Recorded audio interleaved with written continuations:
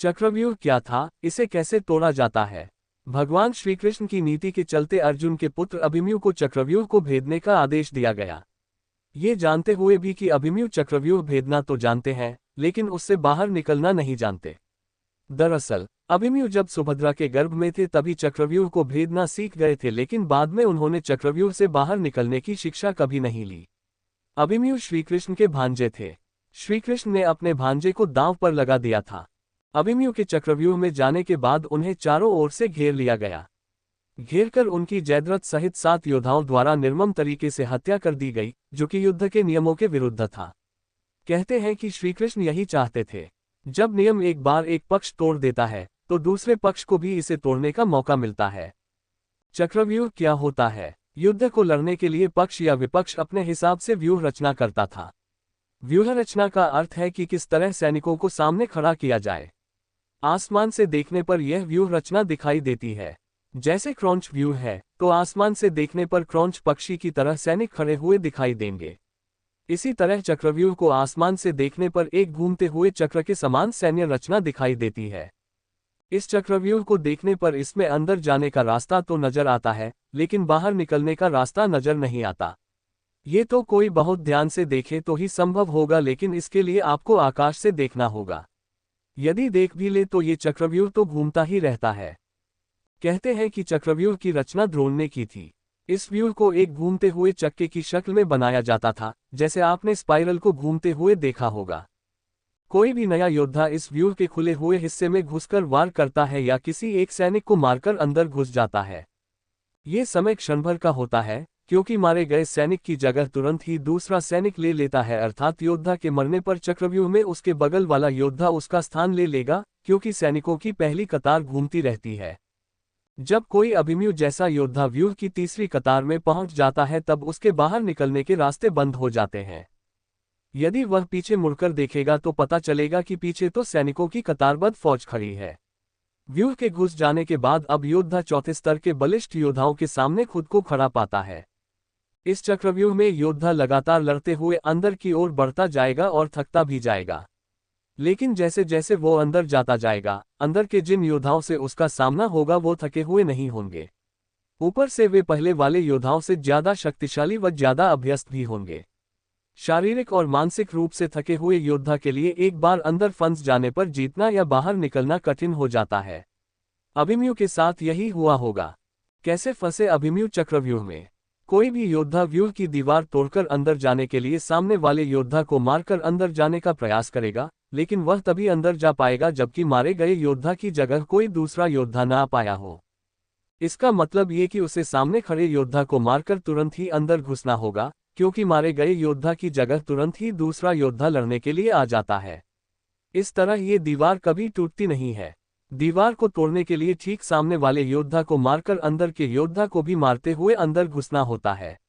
लेकिन नया या अनभिज्ञ योद्धा अगल बगल के योद्धाओं से ही लड़ने लग जाता है।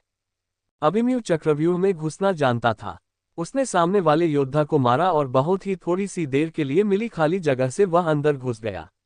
घुसते ही ये जगह फिर से बंद हो गई, क्योंकि मारे गए योद्धा की जगह किसी अन्य योद्धा ने ले ली।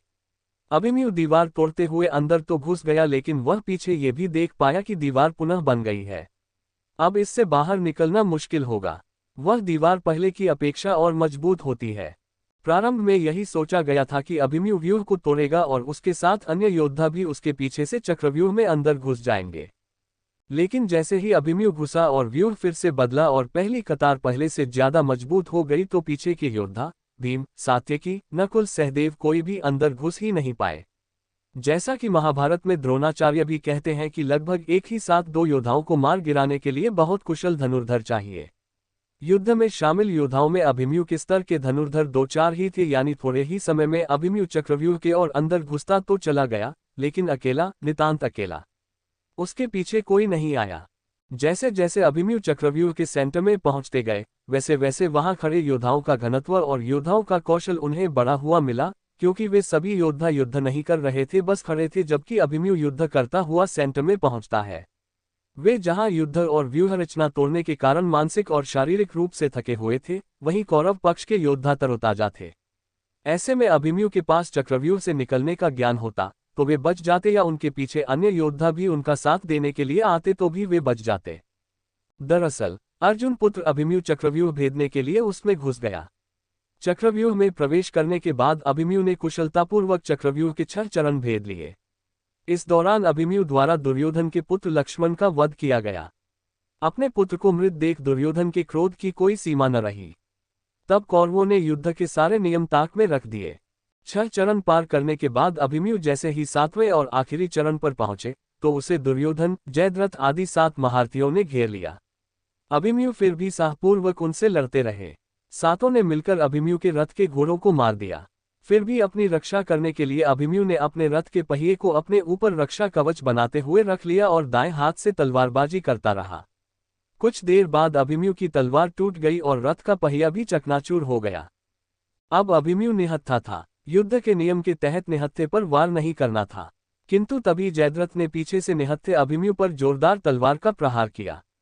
इसके बाद एक के बाद एक सातों योद्धाओं ने उस पर वार कर दिए। अभिमन्यु वहां वीरगति को प्राप्त हो गया। अभिमन्यु की मृत्यु का समाचार जब अर्जुन को मिला तो वे बेहद क्रोधित हो उठे और अपने पुत्र की मृत्यु के लिए शत्रुओं का सर्वनाश करने का फैसला किया। सबसे पहले उन्होंने कल की संध्या का सूर्य ढलने के पूर्व जयद्रथ को मारने की शपथ ली। कैसे तोड़ते हैं चक्रव्यूह को? कुशल योद्धा देखता है कि बाहर की ओर योद्धाओं का घनत्व कम है जबकि अंदर के योद्धाओं का घनत्व ज्यादा।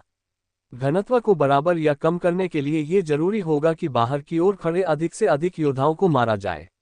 इससे व्यूह को घुमाते चलाते रखने के लिए अधिक से अधिक योद्धाओं को अंदर से बाहर धकेलना होगा। इससे अंदर की तरफ योद्धाओं का घनत्व कम हो जाएगा। पहेलीनुमा इस व्यूह रचना में योद्धाओं के स्थान परिवर्तन से ये पूरा घूम जाता है। निश्चित ही एक कुशल योद्धा को ये भी मालूम होता है कि घूमते हुए चक्रव्यूह में एक खाली स्थान भी आता है जहां से निकला जा सकता है। ये भी कि वह अपने बल से हर कतार के एक एक योद्धाओं को मारते हुए बाहर निकल आए। वीडियो अच्छा लगे तो चैनल को सब्सक्राइब जरूर करें।